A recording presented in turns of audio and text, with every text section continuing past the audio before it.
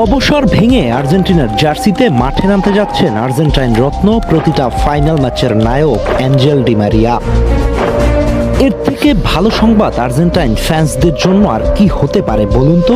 আর এটা কিন্তু আমরা দাবি করছি না, বরং এটা দাবি করছে আর্জেন্টিনার সবচেয়ে বিশ্বস্ত এবং বড় গণমাধ্যম টিএনটি স্পোর্টস। তবে কি কারণে হুট করে এমন সংবাদ প্রকাশ করেছে এই গণমাধ্যম? স্কালোনির পরিকল্পনাই বা কি? সত্যি কি ফিরতে পারেন ডি মারিয়া? তার পারফরমেন্সই বা কি বলছে?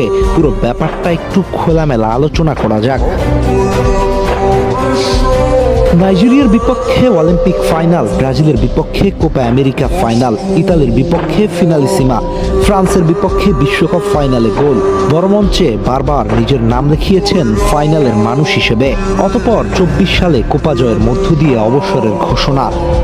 তখনই আর্জেন্টাইন কোচ স্কালোনি তার ব্যাপারে একটা কথা বলেছিল, ডি মারিয়া এখনো আর্জেন্টিনাকে অনেক কিছু দিতে পারে, সে অনায়াসেই আরো কয়েকটা বছর খেলতে পারে। ঠিক কোচের কথাটাকে যেন আজকের দিনে সে সত্যি মনে হচ্ছে। কেননা আন্তর্জাতিক ক্যারিয়ার শেষ করার পরেও তার শৈশবের ক্লাব রোজারিও সেন্ট্রালের হয়ে ধারাবাহিকভাবে দুর্দান্ত পারফর্ম করে গেছে ডি মারিয়া। 2025-26 মৌসুম মিলিয়ে 39 ম্যাচ থেকে 19 গোলের সঙ্গে 8টি অ্যাসিস্ট সম্পন্ন করেছেন, যা সরাসরি 27 গোলে অবদান। বিশেষ করে তার গতি